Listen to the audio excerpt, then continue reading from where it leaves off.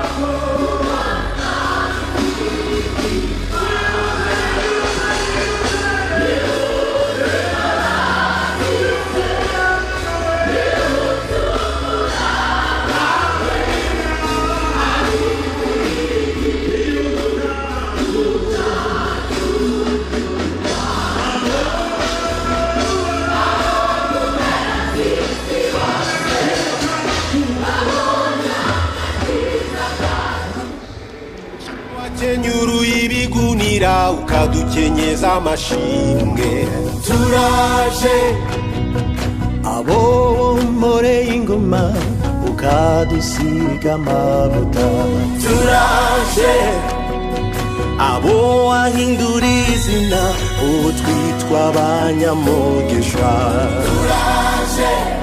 Amashimwe ni menshi cyane kandi meza, ibi nibyo Imana ikoze, kwishima no kwihimbaza no kwishira hejuru n'iby'agaciro. Urabibona ko gahunda wabikora byose zakorwa n'Imana gusa, ibi ni Imana ibikoze.